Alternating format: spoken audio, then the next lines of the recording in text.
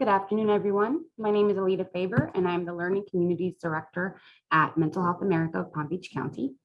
Thank you for joining us today to learn more about how mental health conditions impact youth. During this webinar, we'll learn how you can help adolescents and young adults who are experiencing mental health issues. And you'll also hear from someone about their own personal experiences with mental illness. So now I'd like to introduce you to our speakers, Melissa Harrison and Andrew Onimus from Minding Your Mind, a nonprofit organization dedicated to ending the stigma around mental health issues and advocating for a greater focus on prevention through storytelling and education. Melissa is a licensed professional counselor at Center for Hope and Health in Pennsylvania, who's been speaking with Minding Your Mind since 2015. Andrew is the director of corporate programs at Minding Your Mind, as well as youth speaker for the past, I'm sorry, I don't know how many years you've been the speaker. So we'll have some time for questions partway through, and I'll be monitoring the chat and making sure that all of your questions are noted. And towards the end, we'll also have time for questions. So thank you, Melissa and Andrew, for taking the time for presenting with us, and thank you all for attending our presentation. If you have any questions, feel free to put them in the chat. We'll make sure to get to them, okay? All right, thank you. Great. Thank you, Alita. Just to clarify, Andrew's been speaking for a long time. I don't know how long either, but definitely. I think it's been like 5 years now. Okay. Definitely a professional. He just told me he spoke 250 times last week, so that's pretty amazing. So yes, so both Andrew and I have talked to a tremendous amount of people, communities, schools, corporate programs, and just to do a little further introduction of myself. Obviously, Alita gave me a great introduction. Thank you.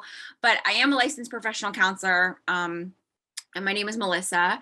And, throughout my day, until I speak in an engagement like this, or I teach, most of the time I'm working with teenagers and young adults on mental health. So I try to go around and educate people on the signs and symptoms and the stigma, but I'm also doing that work in the office as well. So I can also, share a more insight into what our kids are going through and what people go through when they go through these problems. So today's program, it's called Just Talk About It. So it's a general education program. And as Alita mentioned, I'm speaking from an organization called Minding Your Mind, which we're a nonprofit, where our mission is to reduce the stigma around mental health through education. And, before the global pandemic, right? Even before that, although we should maybe stop saying that because here we are, this is our new normal. But, for a long amount of time, we knew 1 out of 4 people would struggle with a mental health disorder at some point in their lives. And only 3 out of 10 people are actually going and getting treatment.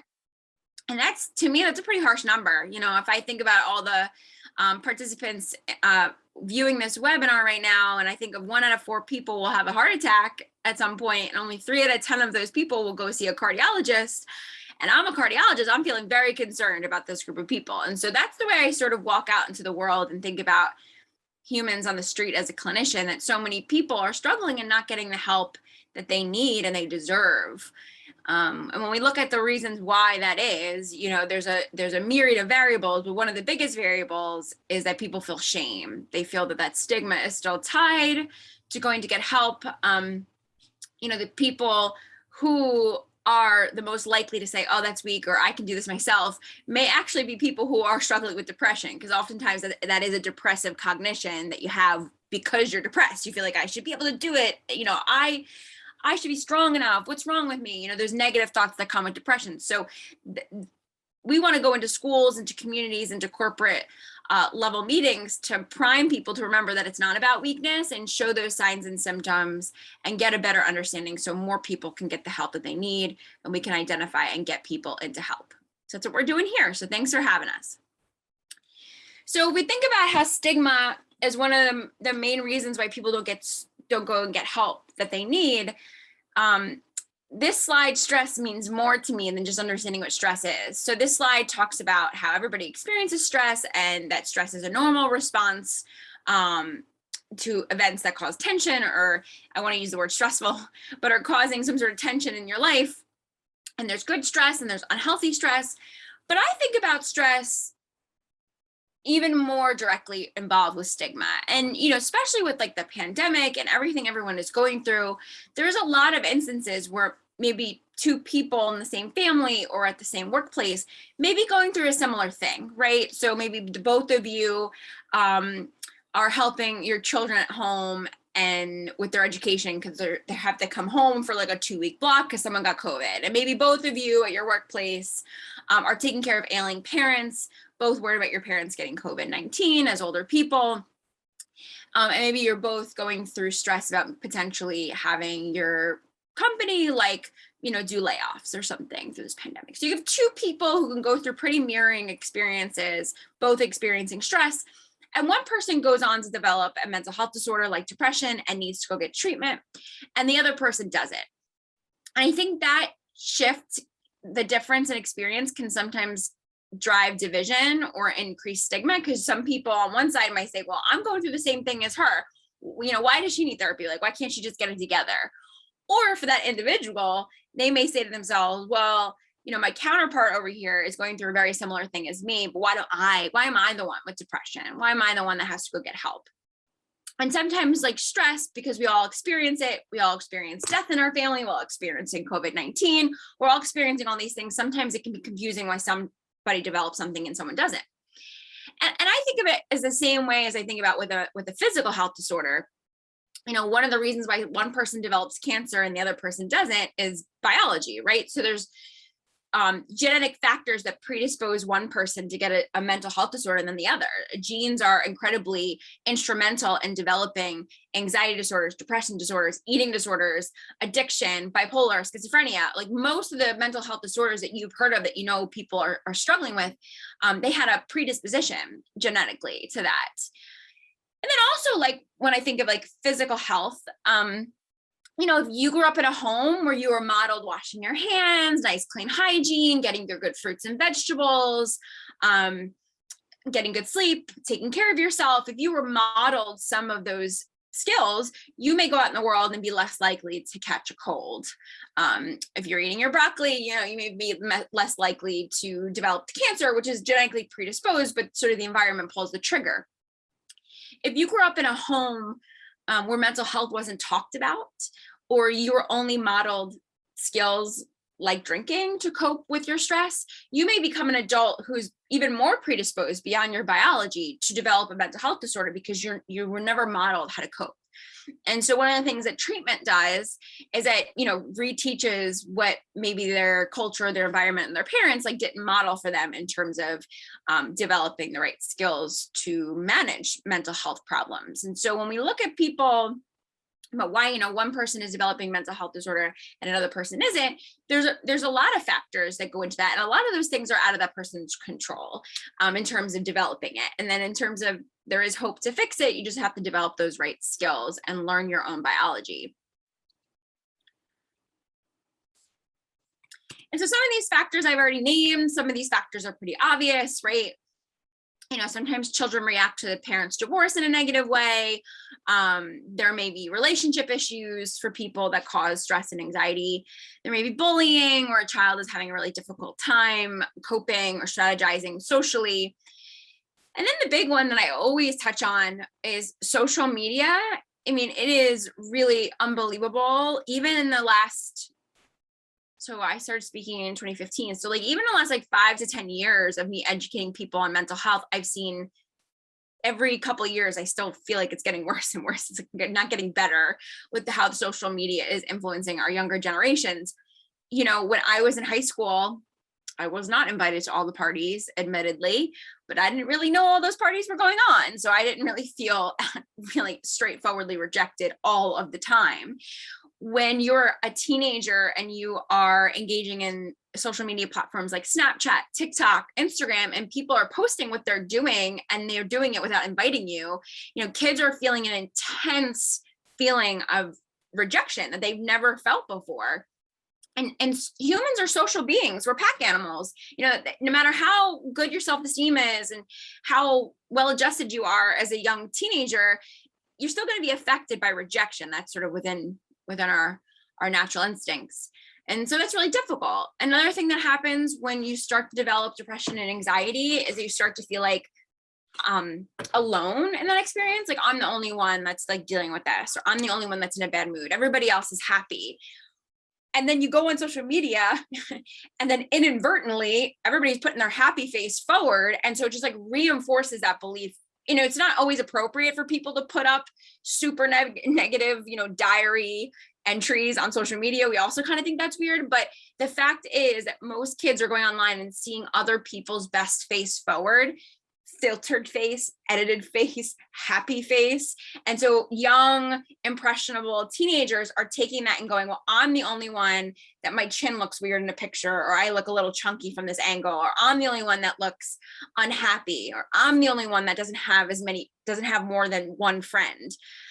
And they're just not processing reality in a representative way. And that's really contributing to a lot of body image issues, a lot of depression, and feeling of isolation in our teenagers. So we want parents to really be educated to put limits. You don't have to take these things away, but thinking about them like you would cookies. You don't want your kid eating cookies all day long. You don't want kids being on social media all day long either. So giving them limits and boundaries, and, for adults too, including myself, it can be, you can naturally like self-compare of like, oh, everybody's like getting married but me, or all these people are losing weight in the pandemic but me. I mean, it's a very natural tendency to self-compare, and it's just not an accurate representation of what the population is doing and feeling. And it also can bring up things like just like numbing out. It also can bring up looking at the news 24/7. You really want to be taking a break from your phone. And I think there was a whistleblower, right? A woman by the first name of Frances, who kind of came out and was like, Facebook and Instagram, they have the data that they're, increasing mental health issues and body image issues in young females. Like we know that there's that data. So we really want to take that seriously.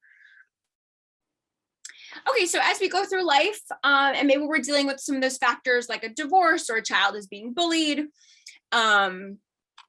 maybe they're engaging in a lot of self-comparison to a fake counterpart out in the social media world and feeling more inadequate, and they're holding onto their stress. Hold on one second. This is the exact perfect time that Adobe decided it wanted to update itself. Hold on.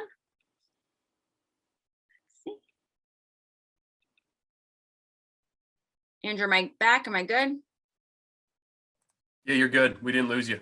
Oh, you didn't? Okay, I lost myself then. You didn't lose me. Yeah. Okay. Okay, so as you're going through life and you're holding on to all this stress, the way that I view my stress is like through like what I call like a stress tank, kind of like my water bottle.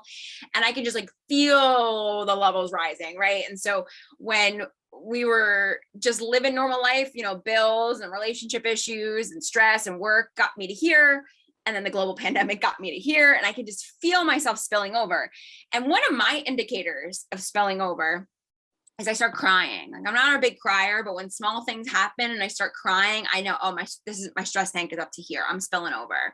And that, from an informational perspective, is really helpful to me. It signals to me I need to be like working on my stuff because I'm spilling over. And when people don't know how to work on their stuff and their tank is full all of the time, maybe they have a belief system that they don't know how to ask for help. Maybe they don't know how to get things off of their plate. Maybe there's just like real strategic barriers to being able to lower their stress levels, depending on if there's like some things that are out of their control, like divorce or getting cancer or something major like that. And so when people walk around with super high stress levels without a lot of great coping skills, without knowing how to get help, and with some logistical barriers, you can get to a place that we call a crisis. And so a crisis is an event that creates stress that's so severe, right, that we're kind of spilling over into our stress tank here, that it's hard to find relief. And we really want to remember that it's about interpretation, and like everybody's stress levels rise for different reasons. So, one of the things that put me off during the pandemic, my stress level over my tank level, was like my dog got a tick, which is like a very like normal thing. And, I just grabbed it and pulled the tick off, and I was crying, oh my God, she got a tick. Is she going to have Lyme's disease? And I was sort of catastrophizing it. And then I was like, do I have a tick on me? And it became a whole thing because I was vulnerable. The water was rising and spilling over my tank. And maybe someone on the outside is like, she's crying over a tick. What's wrong with her? But I think what's really important to remember is that our stress tanks are invisible. And so I always do this metaphor where I'm like, if I'm holding on to my water bottle while talking to you and I don't add any more water in here, but I hold my arm out for a certain amount of time, my arm is going to get tired.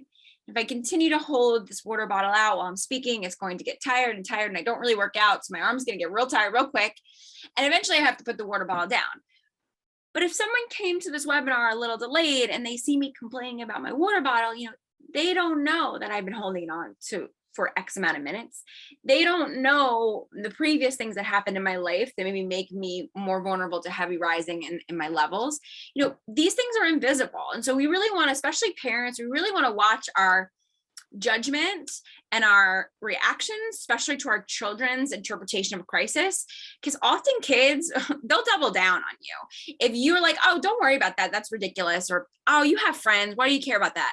They often have like a higher reaction. Then they want to prove to you that this is a really big deal. And so they will double down. And so parents are often like, oh my gosh, she's such a drama queen. And what we find is like, well, if you just validated a little bit at the beginning and say, oh yeah, I can see why that would be difficult for you, or tell me more about why that stresses you out, the kid won't react to you trying to prove to you what a crisis it is. So that's something to keep in mind. Okay, so when you are experiencing all the stress, you're spilling over on your stress tank, you're holding on to your water bottle of stress for too long, you don't know how to ask for help, you don't know how to engage properly with the skills to make things feel better. Humans get very creative about how to survive in this world of a crisis, and they engage in things called negative coping skills. I use that language because the negative behaviors are still coping skills. They are usually still functioning as behaviors that make the person feel better, but maybe it's momentarily and maybe it causes more stress in the end. So, maybe you get really upset, you're feeling depressed, and you start to experience rage and anger and irritability, and you punch a wall. And when you punch that wall, you got that energy out for a hot second. It felt good to feel something because you've been experiencing numbness, maybe in depression. And for a couple minutes even, you're only focused on your hand. You're no longer focused on your brain and how negative it is and how you have to face it. You have depression. Well, that's great for those 3 minutes, but now we have a broken hand. Now we got to tell our mom that we have a broken hand. Then we got to go to the hospital with a broken hand. Then we got to miss a couple classes in college. Then we can't play on our sports team. Then everybody's asking, why did you get a broken hand? Then we got to tell them the embarrassing story that we punched a wall. And usually these coping skills that we engage in that make us feel better momentarily will just kind of actually add to the pile, or at least they're not going to fix the original issue. That's for sure. And it sort of reminds me of procrastinating when you have to do something, but it brings up negative feelings of like, oh, am I going to get a good grade on this? Or do I really have to write these checks and see this money come out of my bank account for these bills? Oh, I'm going to procrastinate because I don't want to deal with that. Usually procrastination isn't in our favor later, right? And so people are using drinking tactics, smoking marijuana to not have to think about their feelings and their thoughts. They may isolate so they don't have to see people and face the fact that they're depressed, or they're not interacting with people in a way that they want to be interacting with people. They may engage in self-injury or anorexia or bulimia or binge eating behavior to get a little bit of endorphins that come with harming yourself. But ultimately, as I mentioned, these are short-lasting reliefs, and they usually bring on more problems generally, but also like physical illnesses and psychological problems like alcohol and eating disorders and self-harm. Okay, so you're going through life, you're not really managing life in the way that would be adaptive, you're feeling super stressed, you don't know where to turn, you start engaging in negative coping skills to hopefully these feelings go away. And then eventually the body's like, those now are actually going to get worse because you're not dealing with the problem head on. You're not using positive coping skills. You're actually creating more problems with negative coping skills.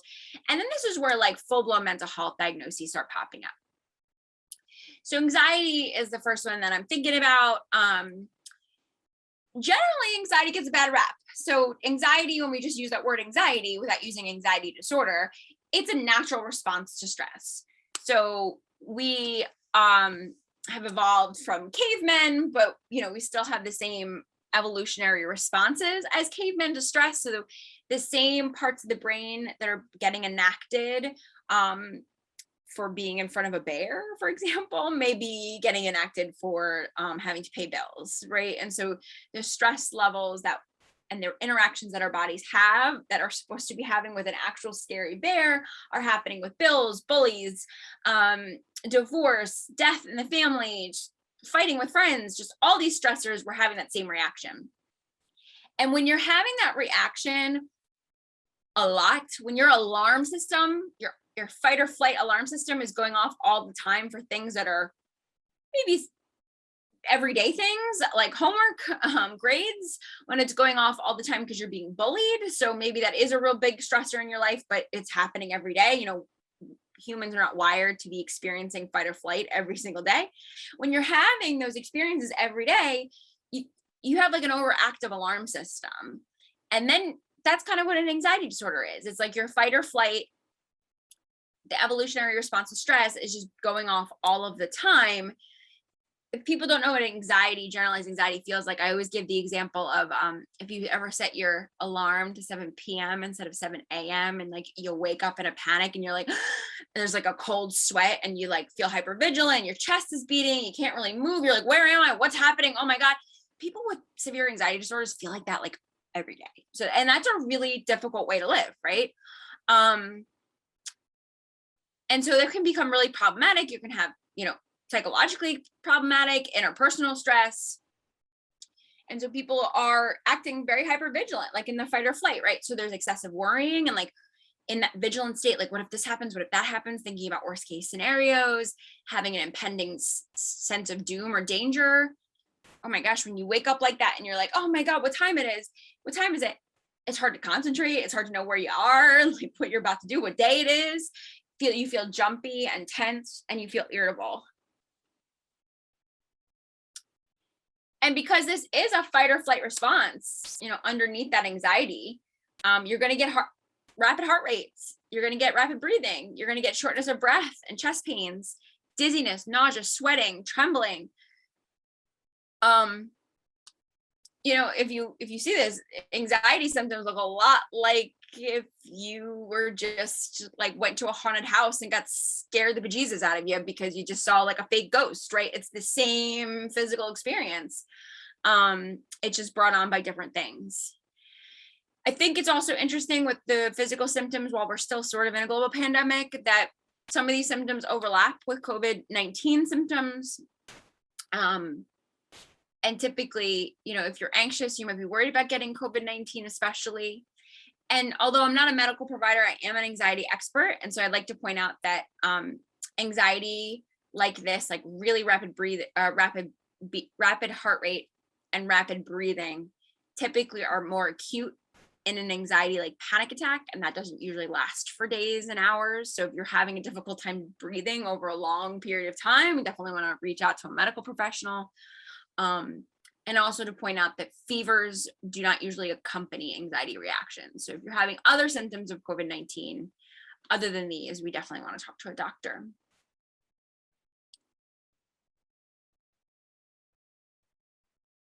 So when you are tapping into the threat defense system, so the threat defense system in your brain is in the reptilian part of our brain is wired to help us like go into that fight or flight and run from that bear, right? And so when we come up to a bear in the woods, and the brain is going to release chemicals to get us ready for a fight or flight. Cortisol, our stress hormone, epinephrine, adrenaline, it's pumping our body up, pumping the heart up so the blood goes through the body so you can run from that bear. Your pupils dilate so you get good peripheral vision to run from that bear. Your chest is going in and out so you get oxygen to run from that bear. And those are the same reactions as I mentioned, right, for anxiety. Well, that interestingly about that threat defense system, your body can't tell the difference between homework, bullying, bears, and also your own negative self-talk. So if you're kind of saying to yourself, either in an anxious way, like we just talked about, like, oh my God, the worst thing is going to happen to me. I'm definitely going to fail this test. I feel like I'm in danger all the time.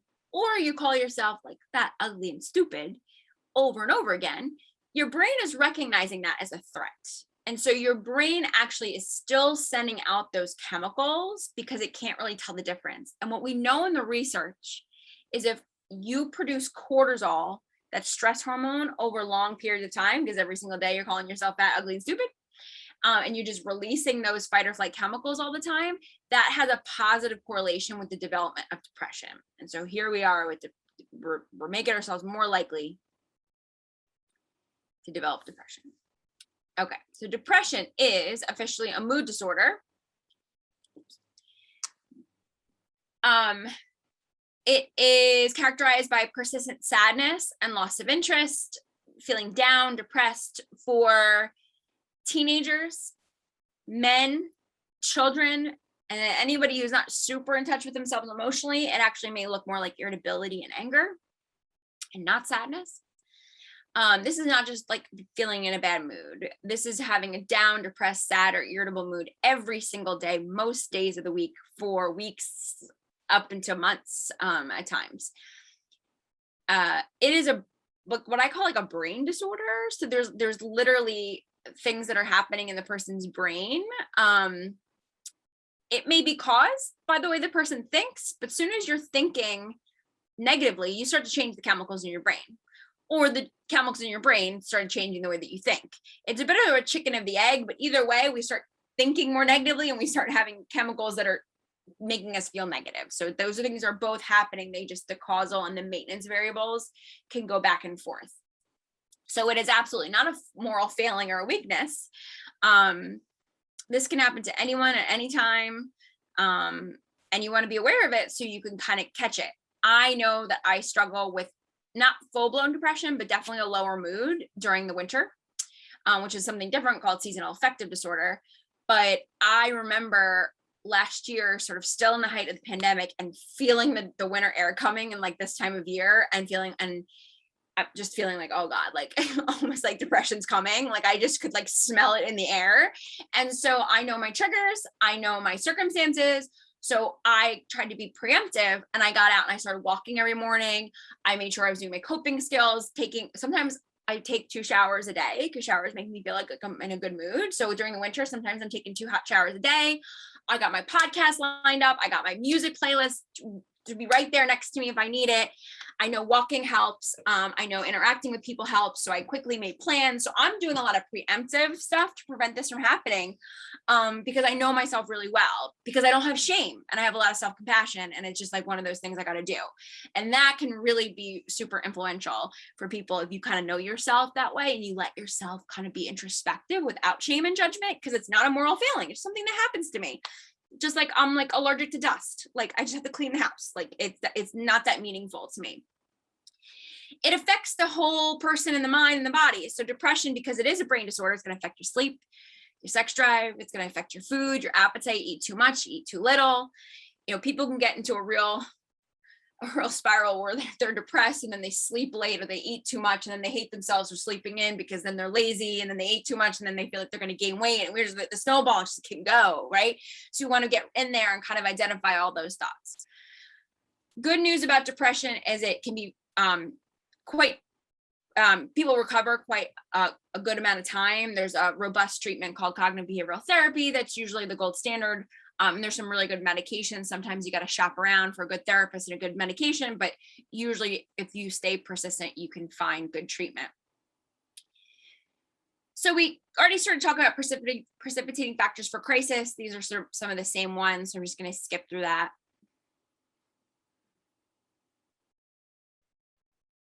I already mentioned some of these symptoms, like that sadness, irritability, lack of interest. That's another really good symptom that I have. Like once I start feeling like I don't feel like talking to my friends anymore, I don't feel like going for runs anymore, that's just a big indicator that something's not right with me, or I'm kind of going down that route of depression. One of the biggest predictors of if a person will try to die by suicide is feeling hopeless or helpless, which is a major symptom in depression. So, you know, we want to both be aware of that symptom, but also be continuously reminding people your brain changes every day. Every time you have a new experience, literally your neurons and your pathways change. The world changes all the time. You know, a lot of kids who are feeling depressed in high school, it's like, oh my God, just wait 18 more months, you'll be graduating, you'll be in college, you'll be a whole new different people, a whole new different environment. Every couple of years, my life changes, I have new experiences. So I really try to keep in the back of my mind to know that my life, no matter what, will never stay like this. Sometimes for good or bad, like sometimes my life is really good and I don't want it to change, and I know that it will.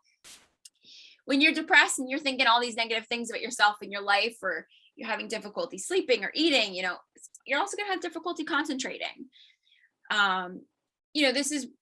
People are so primed or vulnerable to substance abuse and self-harm because they get so desperate not to feel like this anymore.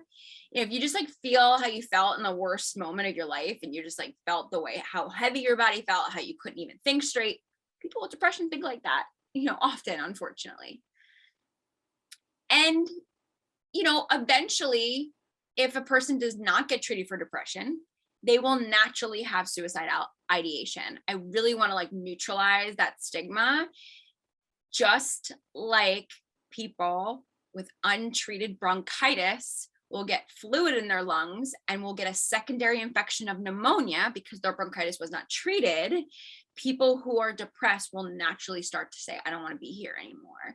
They may not all attempt to die, but it just becomes such a burden to live and to live in their own head that they just are so desperate to escape. They may not want it to die, but they just don't want to feel like this anymore. And they can't even get clarity on how to fix that for themselves. And so the number one reason why people do die by suicide is depression. But good news is, I just said that depression is very treatable. We have really good, robust treatment for depression. Sleep is really important. Sleep is important for a number of reasons. When we look at mental health disorders, the brain isn't working the way that we want the brain to work. And we know if the person doesn't get sleep, the brain isn't going to work as well as it could. We also don't want teenagers who are prone to depression to just be up at 2:00 in the morning, comparing their body to other people's bodies or comparing their lives to other people on social media platforms. So the middle of the night can sometimes be a dangerous part of the night for teenagers. They could engage in more self-harm. They could do more isolated behaviors and just like not be thinking right. So we want to make sure our teenagers are getting sleep. This is when their brain is growing.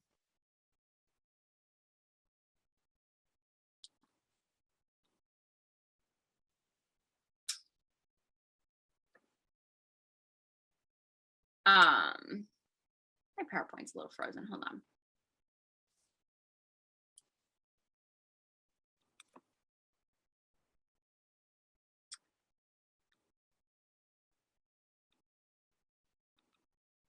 There we go. Okay, so one thing to share about the brain is that a teenager's brain is not fully developed until they're about 20 to 25 years old. And so you have these teenage beings who look like adults and act like adults and think they're adults, but they're actually walking around the world without full adult brains. And there's parts of the brain that are really working, fully formed in a teenager, and there's parts of the brain that is not very fully formed. Parts of the brain that are fully formed in a teenager is nucleus accumbens, which is the reward center of the brain that's lighting up when they see like someone they think is romantically attractive to them. That part's lighting up in the brain when they're driving 80 miles an hour on the highway, when they meet new people, when they get a good grade. The reward center is lighting up. The other part of the brain that's lighting up is working functionally is the emotional center of the brain. Shocking, right? That the teenager's having an emotional center of the brain that's lighting up all the time. That's pretty activated. The part of the brain that's not working so well in a teenager, is not fully formed for certain kids at certain developmental stages, is the prefrontal cortex. And that's responsible for impulse control, critical thinking, future planning, concentrating, rational thinking. And the way that an adult brain works is that the emotional center and the prefrontal cortex, the rational center, is supposed to be communicating all the time. But that's not working so well in a teenager. And so they have this reward system that's lighting up, like they're at Vegas, and they got the emotional system that's lighting up, that they're on this emotional roller coaster, and their prefrontal cortex isn't always taking it in and rationalizing properly for them. So it's really helpful to understand that your teenager really just might not understand the things that you're trying to tell them. Like, this is not that big of a deal. They don't understand that, that's not a helpful comment to make to a teenager. Okay, I said most of this. So just like, a note on suicide. We are talking about how depression is, a huge player in why people attempt or complete suicides. And the good news here is that we know that we know depression is very treatable. So if we can just get the right people, the vulnerable people who may be more susceptible to trying to die into the right therapy offices, we'll be okay. But I do think this is important enough to talk about because suicide is the second leading cause of death in the age groups of 10 to 35, right? And so when we think about our teenagers, they're impulsive. They don't have life experience to realize this breakup isn't going to be the worst thing in the world. Their hormones are just raging. And so they're at just like such a high vulnerability point for suicide. But then also when we take a step back and actually look at the greater numbers, we know that people like, older white men in their 60s are also, super susceptible to suicide. So we have numbers all over the place, and that is meaningful to understand why this happens and how we can stop it. Just as a baseline statistic, in 2018, about 15,000 people died by homicide, but almost like 45,000 people died by suicide. So the numbers are triple. This is important. We don't want to call people's bluff. We don't want to assume that they're just using it for attention. We really want to take it seriously. And, some of these signs of like hearing someone threaten that they're going to hurt themselves, Googling ways to hurt themselves, talking and writing dark poems all the time about suicide, engaging in reckless activities where they don't respect their body, they don't care about their body, drinking and driving, driving without their seatbelt on, just like not giving a shit about themselves, withdrawing from friends and family, being isolative, giving away gifts, giving away their favorite sweatshirt, giving their friends money, feeling trapped. And as I said before, just feeling just helpless and hopeless in their situation. And they start feeling like, well, I can't feel like this for the rest of my life. I better do something about that. And that's really where things can get dangerous. And I think I mentioned this before, but people don't want to die. People want to live. It's not that they're being selfish. They just need to feel some relief. And we can connect those people with relief and prevent this from happening. So just like a last slide here, do's and don'ts. Don't keep suicide threats a secret. If you're a peer or you're a parent or you're a teacher, whoever you are, this is the one thing that we don't want to keep confidential. And that, I always say I'd rather lose a friend to saving them because I told a professional that they wanted to die versus losing a friend from suicide. Really don't call their bluff, especially as parents. Don't accuse them of doing this for attention. That really can just exacerbate their condition. If they are engaging in leveraging suicide to get what they want, taking them to the ER and getting evaluated by a psychiatrist is not a very pleasant experience, and that may dissuade them from doing that again. And then you have a professional that can help you, because really, like, the most healthy kid isn't using suicide to leverage what they want. And do, like, even if you think of course my kid knows this, still tell them that you love them, tell them that you care, that they're here, that you want them to survive, and that you want them to get through this, and ask them how to help. So I think that's my last slide. Oh, okay, let's see. Really quickly, and then I see a question, then I'll give it to Andrew. We always tell people, have 1 to 3 trusted adults. That can go for kids and, adults as well. Like, you want people to be able to come to, and you want to be able to provide your kids ideas for like 3 to 5 coping skills, and for yourself. I named a couple of mine. I think Andrew will talk about his. We want to be able to have coping skills, but that we're practicing, kind of like I was talking about when I was like smelling the winter depression. We want to engage in those processes before we just feel like we can't even get out of bed, right? And here are some examples. So we also have this slide. If you want to take a picture of that, we have a text line and a suicide prevention line for people. Put this in your phone. Tell your teenagers to put that in their phone. And then Andrew, is it okay if I answer this question real quick as we switch over? I can. Yeah, definitely. I will. Do you have a PowerPoint you're going to put up? Yeah, Lita, if you could give me the ability to share my screen, but yeah, definitely you can address that question now. Okay, cool. So the question that came in is, do I have any advice on how to help youth who are unwilling to share, but you have noticed the signs and symptoms of mental health issues? I think about this question in a couple ways. Are you, the adult in their life, are you modeling healthy expression of feelings of good and bad feelings? Are you modeling that you're going into treatment? Making sure that you're being a good model, you're taking care of yourself, you're destigmatizing mental health in the home or in their community. Sharing very kindly and using open-ended questions. Hey, I see that you're doing this and I see that you're doing that. Usually that means that someone is struggling. Do you want to talk to me about at least those objective signs and symptoms? Trying to have the conversation about things that they cannot, just like factual things that they can't ignore, like their grades are going down or they're skipping class or something. Coming out with watching your tone. Remember, it's not what you say, it's how you say it. If your child or a young person thinks you're about to shame them or feel disappointed in them, they're not going to want to open up. And lastly, with kids who are really difficult in opening up, I've suggested group therapy with their peers. So they have to go in and watch people like them talk about their issues. And I think that can kind of shake the stigma. And also they're so influenced by their peers in their teenage, young adult years that they're going to start sharing because they feel awkward not to share in group therapy. So that can be something that can help as well. Yeah, great stuff. And Melissa, I'll just add something to that answer too. I think what you mentioned was right on. I think many kids who struggle might not even be aware that they have open doors or open ears from trusted adults. And I'm sure there's a variety group of people in here, whether you work with kids or you're a coworker to a parent or you're a parent yourself. I think sometimes just putting out hands and saying, hey, I've noticed you're struggling. If you don't want to talk about it, that's fine now, but just know that I'm here for you if you do. And that's a really helpful way to keep that door open. They may use it, they may not, but I think that's really safe. So yeah, I really appreciate that question. So I will get started with my section. So I thank you, Melissa. I think the content here is tough, whether it hits home for you. I think we've all experienced mental health trouble and struggled like the last year and a half for sure in some ways.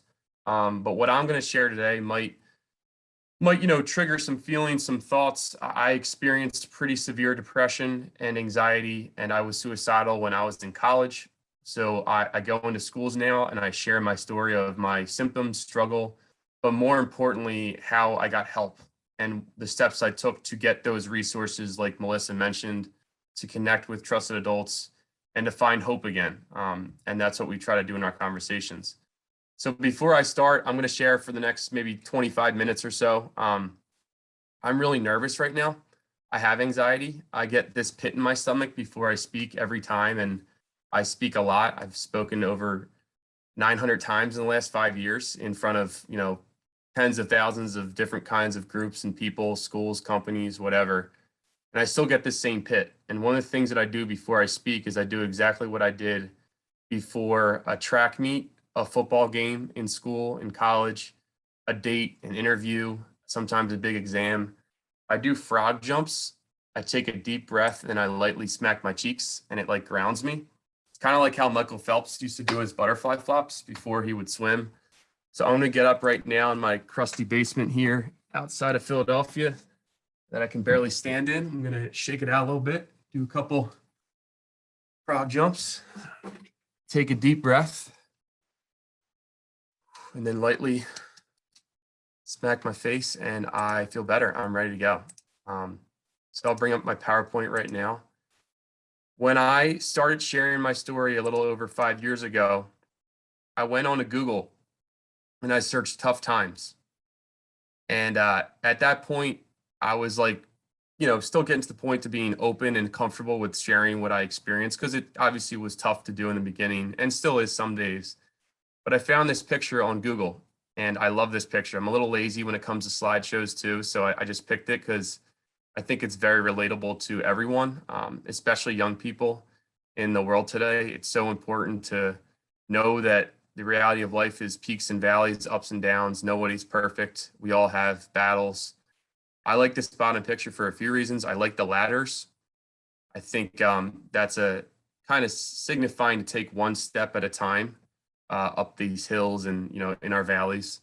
We live in a world, as Melissa mentioned, that is very high pressure, high stress, constant comparison, like pressure from everywhere.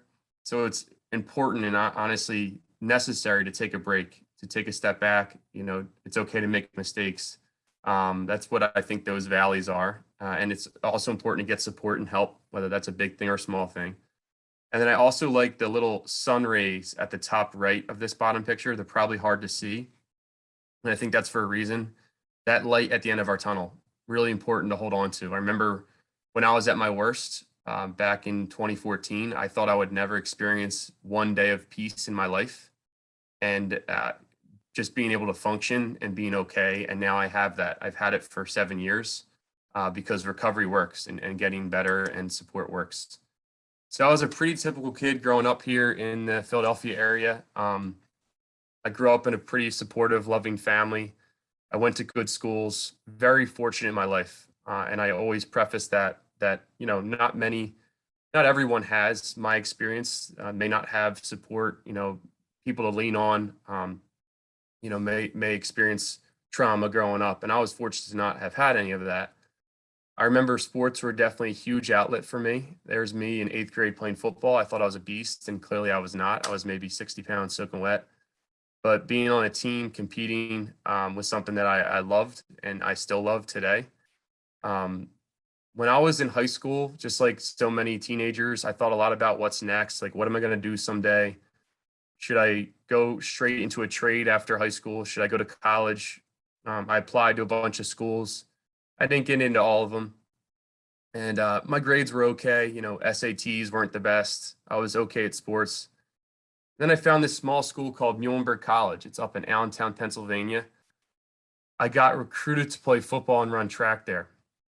And I remember I pretty much picked Muhlenberg for 2 reasons. Number one, I got in. I was really excited, pumped, and fortunate to get into a 4-year college. I know my parents sacrificed a lot for me to go there. And then number two, I was going to be able to play sports for another 4 years. I think it's really important for all of us to keep our passions in our lives. Maybe it's music, artwork, drawing, movies. Maybe it is being active, working out, sports, like whatever those things are. I remember being like, man, 4 more years of sports, I'm all in. That would be really cool. So I graduated from high school back in 2010. My first semester in college was definitely a transition, like it typically is for most people when you have a new job, a new school, new area. Academically, I was doing pretty poor. I was actually on academic probation my first semester because I failed some papers and tests in the beginning that were pretty miserable. But then I found an awesome tutor. You know, I asked for some help that really helped guide me in my schedule. A professor became like a mentor towards me. And my first semester, those blips kind of became something that evened out. And I got back on like a really kind of steady path and a better schedule for me. I was playing football and running track, 2 sports that I loved, and being on teams was, you know, my favorite thing. Met a lot of friends on those teams. Obviously, football guys in college and track and field girls and guys are like polar opposite people, very different personalities, as I'm sure most of you know. But I feel like I fit in pretty well with both groups. And I love getting along with them. I met friends in a science class, in a theater class. I had a job on campus, so I knew so many faces because it was a small school, and I loved that about that school. Like many people who don't know what they want to do with their lives, I picked business for my major. I wanted a job. I wanted to support a family someday. Most of my friends were picking business, finance, accounting, marketing. My dad has some kind of job at some company in the Philadelphia area. I don't even know what he does, but I thought I might be him someday, just working and supporting my family. I was doing pretty well on my teams. My GPA came up. I ended up getting a internship after my junior year, that summer before senior year, with a really big accounting firm in Philadelphia. That internship went really well. And that company offered me a full-time job before my senior year even started. So what I say now is in August of 2013, I was at a really good spot. 21 years old, 10, 11 more games of my favorite sport. Couldn't wait for camp and the season to get started in football. I had a lot of friends I met there. I was going to run track in the winter and the spring, finish school, graduate, and start a job. A lot of that pressure how am I going to pay off these loans? What am I going to do with my life? Applications, interviews, resumes, all that stuff was pretty much for the most part gone when I entered senior year. I was really pumped. I worked really hard, but I also had a lot of help along the way. What could possibly go wrong? Before I get into some of the symptoms and the changes that I experienced that fall that pretty much came out of nowhere, I want to fast forward really quick about 3.5 months. And I put this picture here on the top right for a reason. This picture was taken by my grandmom at my grandmom's house. We just got back from church. You know, we're all dressed up. It seems to be a normal, happy holiday, Christmas Eve. But in this picture, there are 3 really fake smiles. That's me on the right, my mom in the middle, and my dad on the left. We as a family were really struggling. And it really was a we thing. I was the one with the illnesses. That November, I got diagnosed with major depressive disorder, severe anxiety, and insomnia in an emergency room. In those months, I had dropped out of school, off my teams, and I could barely function. My mom's a first grade teacher. She could barely make it to work because she was so worried about me. Her oldest son was self-harming, suicidal. My dad and I got in many arguments about why. How could this have happened? What do you mean you're depressed? What do you mean you can't sleep? You can't finish school? Trust me, I had the same arguments with myself for 3 months, and I didn't seek help in those 3 months until I hit rock bottom. I put this picture here, you know, not to scare anyone or frighten anyone. I put it here to pretty much show what mental illness can look like. You know, our brain is an organ.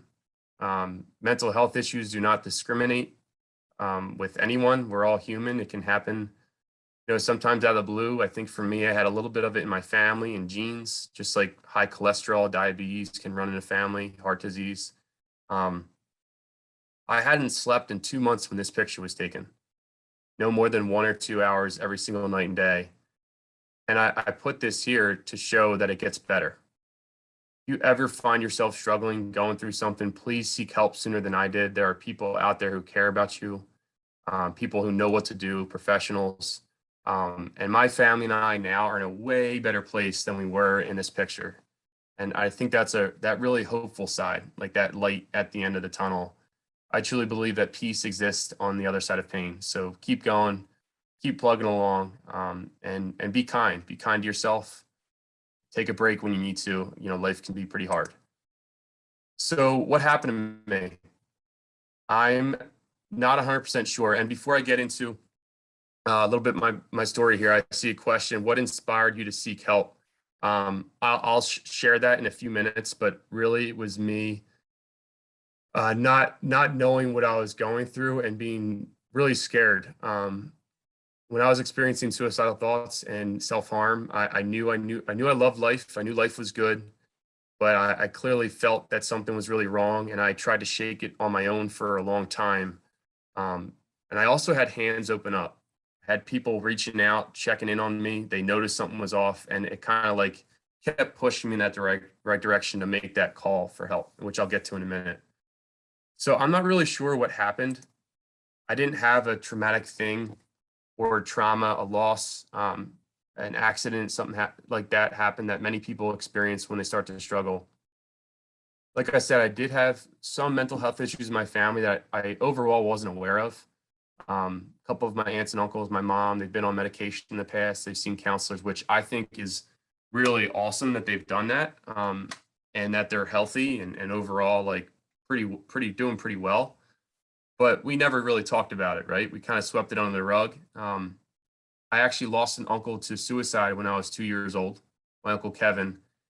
And I never knew how Uncle Kevin died until I was getting diagnosed in the emergency room with my depression.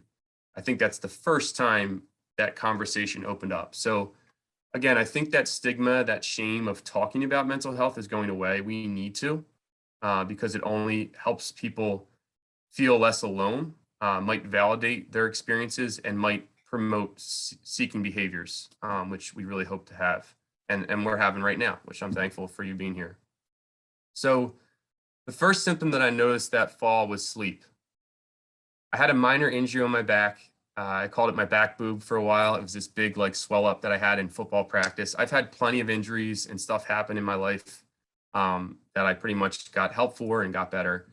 But a big change was happening those first few weeks of September and that fall of 2013, and that was sleep. Instead of getting my normal 7, 8, 9 hours like I always got, like I always needed, especially as a young person, sleep is ultra important for so many, pretty much everyone. I was getting 3 or 4 at night, and I would get up in the middle of the night and go out for a run and do push-ups, eat a snack, watch a movie, read a book, all the things that normally get me tired, and nothing was working. I would go to CVS and get melatonin and NyQuil, over-the-counter sleep meds I've taken plenty of times before when I had the flu or I wasn't sleeping too well or I needed to like doze off. And I probably took more than I even needed. And again, I was just awake. I sleep really well with a fan on at night. I need like a noise or a white noise maker. I'm sure a lot of you might relate to that.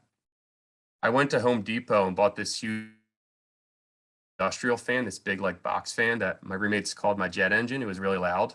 They could hear it in their rooms, my college buddies.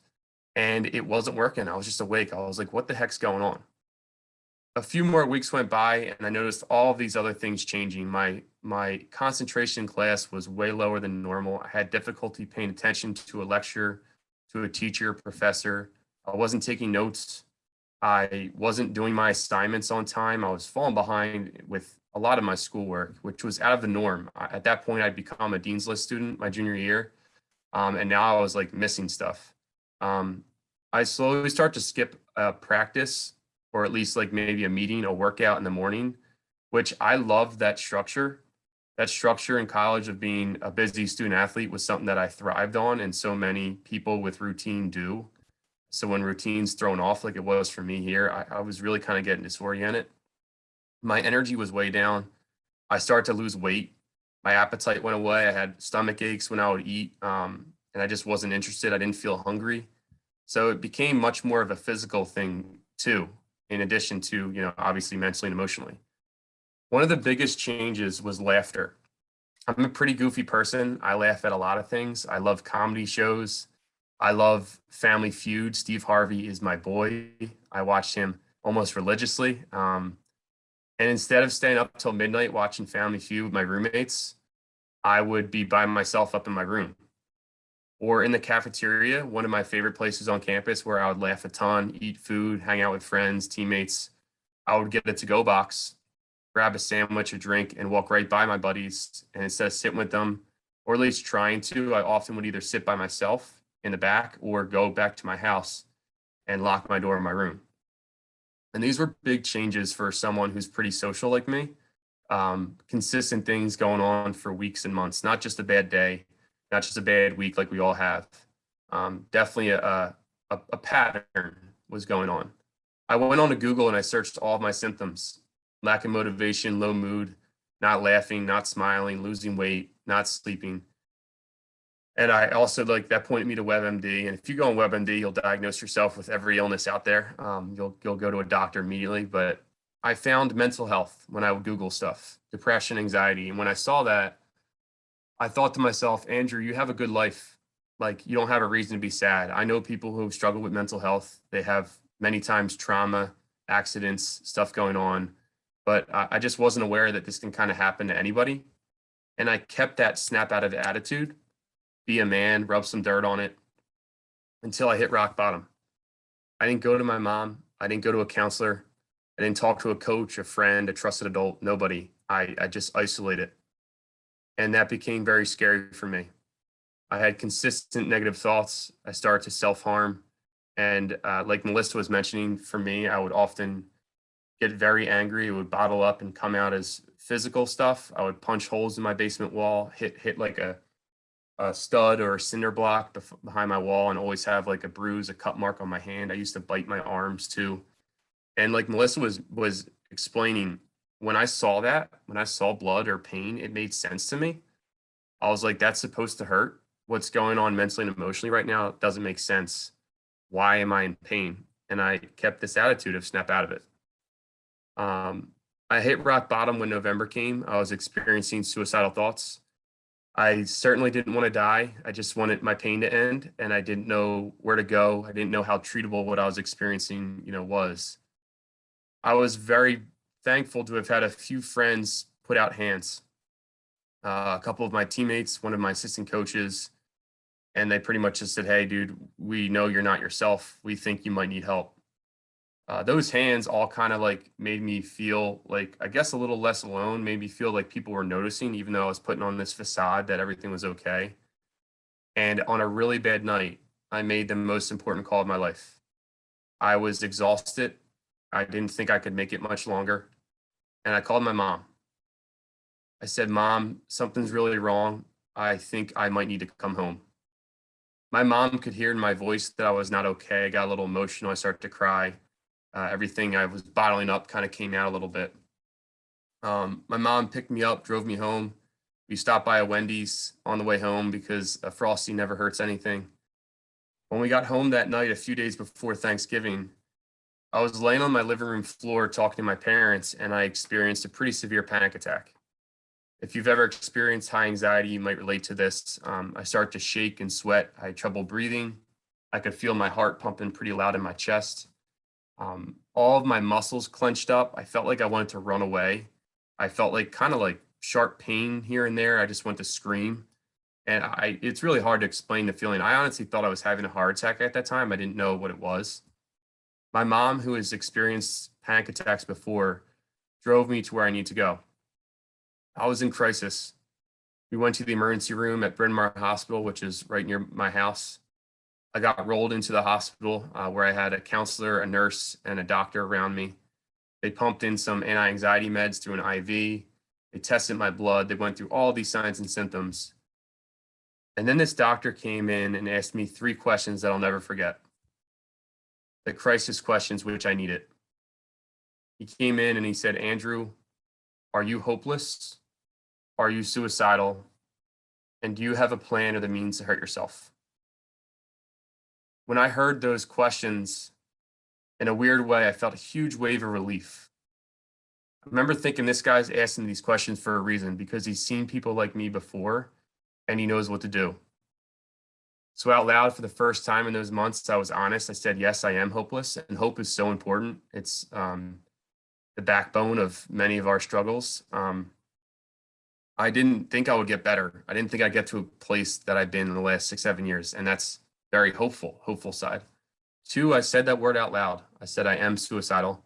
I said it in front of my mom, who's done everything possible to give me a really good life. I needed to be honest in order to get help. And then I said, "I don't have a plan or the means. I beg for help." I said, "I just want to be okay again. Not even happy, not even normal, just okay, so I can function." The first thing this doctor said was, "Andrew, thank you for being honest. What you're going through right now is not your fault. Stop blaming yourself." Hearing that from a doctor made what I was experiencing a little bit more real. I got diagnosed with major depression, severe anxiety, and insomnia. The doctor said he sees hundreds of people every month come in here with the same symptoms, signs, older, younger, men, women, whether there's a reason or not. I need to start acceptance and start treatment. The reality of recovery, like it is for so many with mental health, was not a straight line.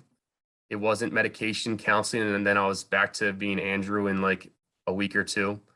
I tried 7 or 8 different high doses of medication, antidepressants, sleep meds, until I found the mix that I still take today. I'm on a very low dose of antidepressants still, and honestly, I think it might still help balance things out, so I'm not going to stop taking it. It's just a trial and error thing. You try it for 2, 3 weeks. If it doesn't work, you try something else, and it can be very frustrating. It was really hard for my family and I. Counseling, I saw many in group, in school settings, in outpatient therapy. This is how I explain it, and I know Melissa would probably agree, and I'm sure many of you in here. Therapy is a lot like dating. You're probably not going to marry the first person you meet unless you're really lucky or you're from like Texas or something. I think it happens more often down south. We don't get married when we're 18 up here in the Northeast. I think I know a lot of friends from down south that got married when they were 18, 19, 20. So I think it's more common down there, but it takes more time up here. And that's exactly what it was in finding my therapist, the guy I connected with who saved my life. His name is Austin. I want to share a really quick story of when I first met Austin, and then I'll wrap it up my portion on a hopeful side. So I met Austin in February of 2014, about 4 months into seeking help, starting that process. When I first met Austin, I hated this dude. He came in with a suit on. He seemed really cocky. He didn't even shake my hand or introduce himself to me. I actually didn't even like how he spelled his name, how he spells Austin. He spells Austin Ostin instead of Austin. I don't know why that bothered me so much, OS. For some reason, it just like really set me off. I think it was not sleeping, being all disoriented. I actually kind of like it now. So anyway, Austin, he walked me back to his office. He sat me down and he asked me one question. He said, Andrew, is there anything in your life right now that is okay? Are there 5 minutes in your day where you're at peace? I stared at Austin blankly for about 15 minutes, 10, 15 minutes. I couldn't think of one thing. And he was trying to say, is there a song, an activity, a video game, a text from a friend, taking a shower, hugging your grandma, anything? At that point, I was in the depths of depression. Depression is certainly an illness of mind, body, and spirit. I was literally holding on to 1 minute, 1 hour at a time, trying to find something. And then he said, is there a snack? And when he said snack, I stared at him and I was like, all right, dude, I have one thing. I'll give you one thing. He said, when I get my frosted mini wheats, I pour them in my cereal bowl. I pour my 2% milk in. I let those biscuits get a little bit soggy. I don't know why I like them like that, but I do. When I eat my frosted mini wheats, I can do it. For those 5, 10, 15 minutes, I'm okay. When Austin heard me say that, he smiled. He was like almost like coming up to me and like wanted to like grab my shoulder or arm or something. I almost like elbowed him. I was like, dude, like get away from me, like stay seated. I don't know you. He said, Andrew, do me a favor. When I was in your seat 8 years ago, I had something very similar. Austin shared that he'd gone through trauma, depression. For about 3 months, peanut butter and toast kept him going. He said, your frosted mini wheats were my peanut butter and toast. He said he would roll a recliner into the kitchen next to the toaster. When he had those negative thoughts or he was thinking about using, drinking, self-harm to try to numb his pain, he would pop bread in the toaster, spread peanut butter on there, and for 15, 20 minutes, he was like, I really like peanut butter and toast. I can do this right now. When he said that, I stared at him and I was like, all right, dude, I don't like you, but you know, your peanut butter and toast are my frosted mini wheats. Side note, it wasn't even the Kellogg's brand. The orange box, it was the cheap stuff because my dad's cheap. He always buys like the Aldi brand or ShopRite, dollar store. I'm not sure what grocery stores you have down there in Florida, but the cheap stuff that I like even more. What Austin did for me in that moment was really important in my recovery and getting better. He gave me hope. This guy I just met, I don't like him yet, but his peanut butter and toast and my frosted mini wheats, he was in this pain before, and now he's out of it. He has a job. He's a counselor helping people. He's at peace and he's healthy. What did he do? I'm going to listen to him. And that little spark of hope is what changed my recovery. It wasn't like all of a sudden I was okay, but at least I had someone I connected with. I started to take my medicine a little bit more consistently, and things slowly changed for the better. April and May came. I met with Austin 2 or 3 times a week for the next probably 3 months, from February, March, April into May. And when I got angry, instead of isolating, forcing myself to text a friend, going out for a bike ride, walking my dog, journaling, like all of these things were things that I kind of took one step at a time. And they were hard in the beginning, but as things were balancing out with my sleep and my kind of like more social life and energy, things got a little bit easier one day at a time. I want to share one more quick story before I wrap it up. This story kind of shows the impact really that kindness can have, and that you don't need to be a therapist, a counselor to help someone and possibly save a life.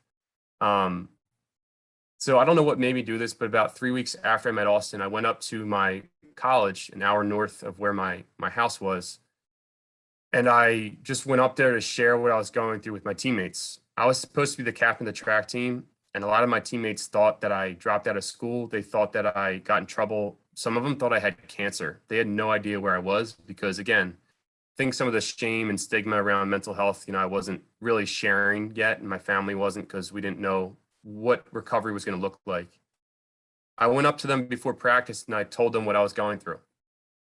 I thought it might help one person. I thought it honestly might help me in some way. And after I shared that I was going through mental health issues, depression, suicidal thoughts, I sat on the front bench in the basketball gym, and more than half of my teammates came up and gave me a handshake or a hug. Not only in support as awesome friends and teammates, but many of them said thank you.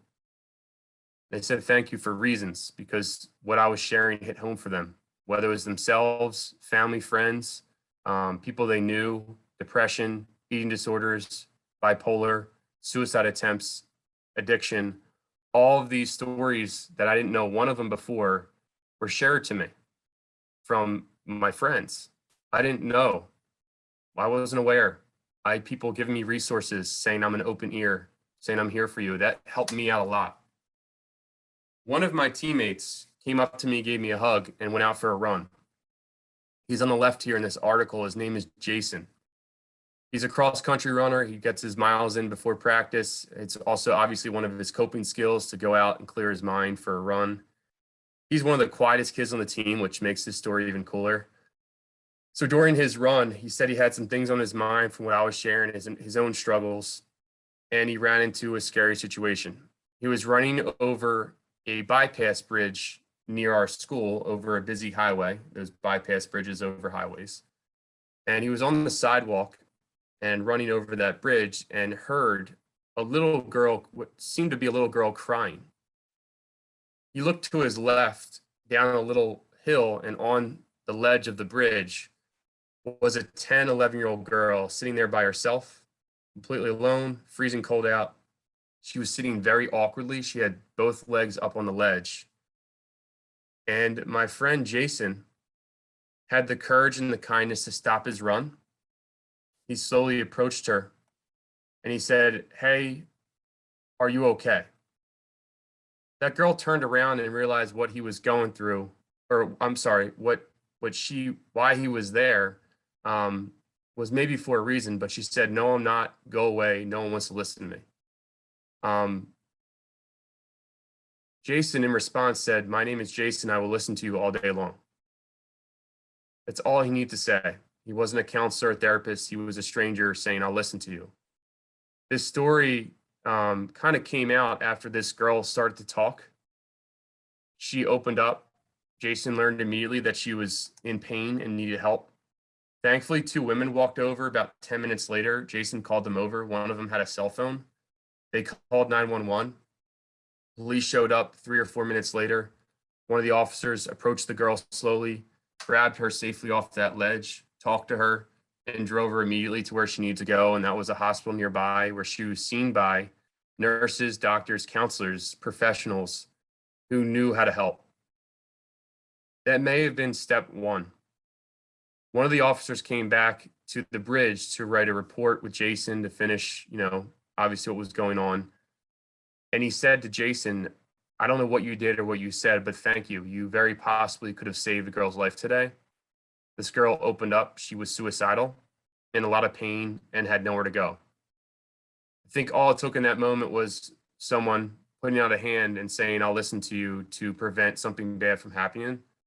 And before I move on and, end up my story here, I hope and pray to God that little girl got the help she needed and deserved. I truly believe that she is a 17, 18, 19-year-old now up at a high school in Allentown, which is where my college was. I hope that she connected with the right resources and got the help she needed and deserved. This story got out. Our coaches talked about it. Jason shared what happened. An article was posted on our website, and then the NCAA picked it up a few months later that fall. And they titled it "Move to Action, a runner's tale of battling depression helped a teammate step in to help a stranger." When I heard what had happened the next day, I smiled for the first time in 7 months, a real genuine smile. I drove up to school, found Jason in the cafeteria, gave him a huge hug, and I was like, "Dude, you're the man. I don't know what you did or what you said, but thank you. People are talking about this. I know it's a tough topic, but I appreciate your kindness." Long story short, this story and my recovery kind of really took off for me.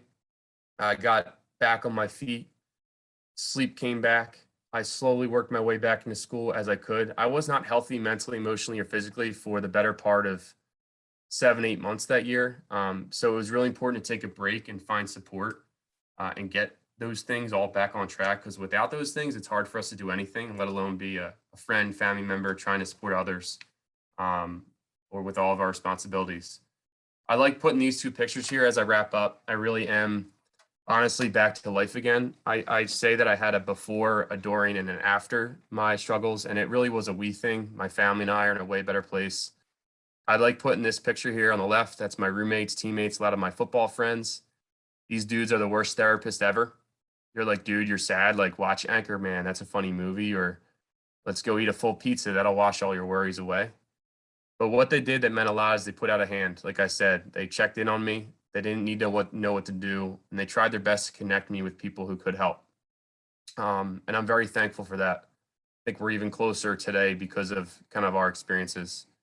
So the picture on the right here, I still try to be active. I do 5Ks, 10 milers, intramural leagues, sometimes sprint triathlons, like you see here.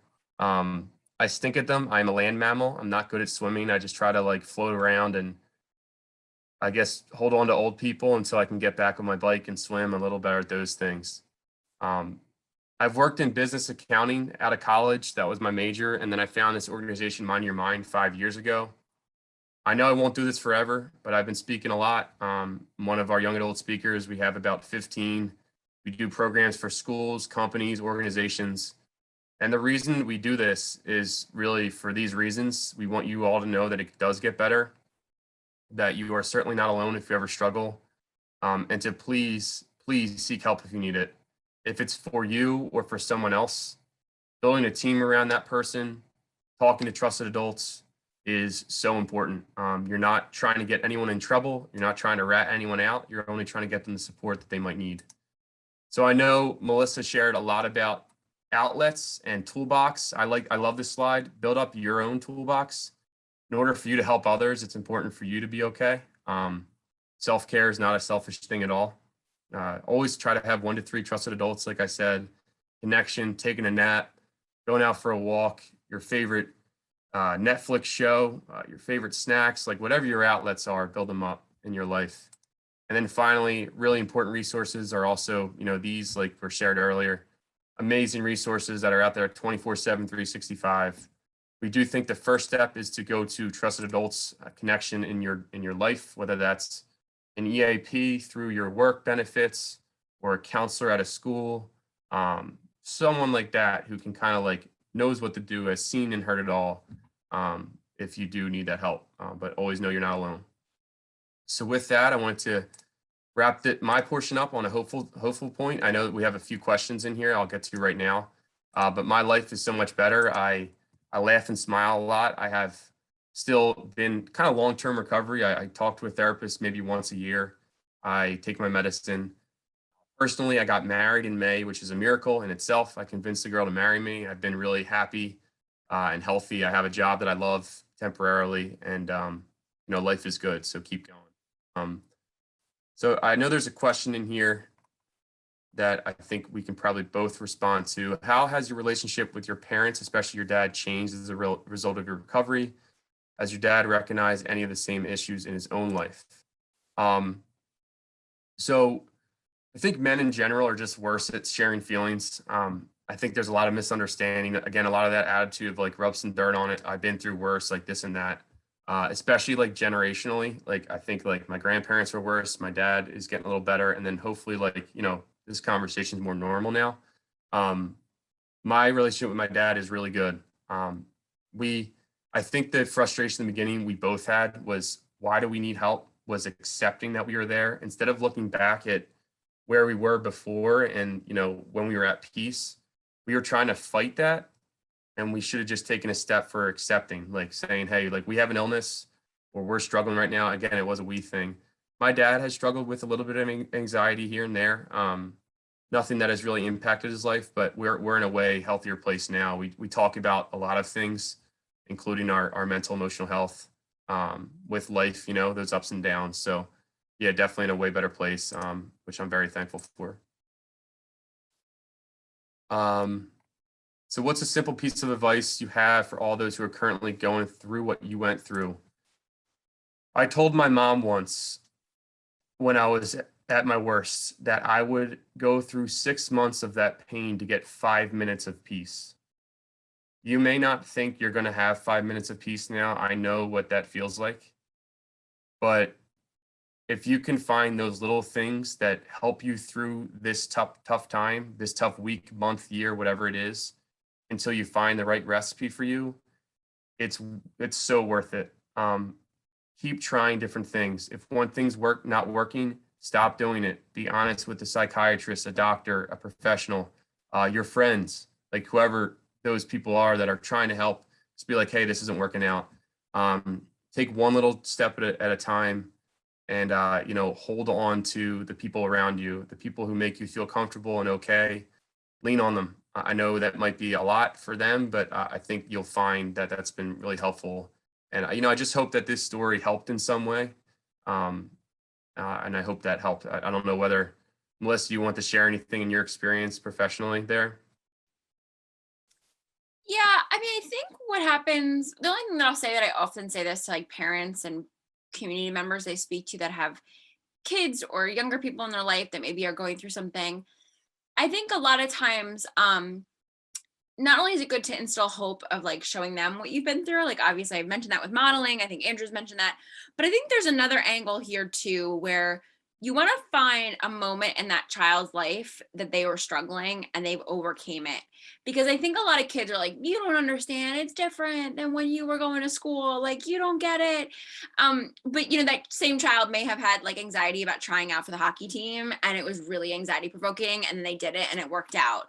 Or they didn't get, they got cut from the team, but they survived, and then they got into art. Like trying to find something that they went through that they came out like kind of stronger on the other side, and like remind them of that when they're going through something now or they're struggling with mental health. So just continuing to instill that hope, I would say. Good stuff. Any other questions or thoughts, comments? All right, well, thank you so much, Melissa and Andrew, for sharing. Thank you for the presentation, and thank you all for attending. If you have further questions for any of the panelists, you can go ahead and email me. I'll put my email in the chat, and then that way you can get in touch with us. All right, and like I said before, we have the YouTube channel where we're going to upload this recording and any future recordings, and you can look at our past ones. We are going to be holding more webinars in the future, so feel free to shoot me an email so you can sign up for our mailing list. Thank you so much again for attending, and I hope you all have an amazing day.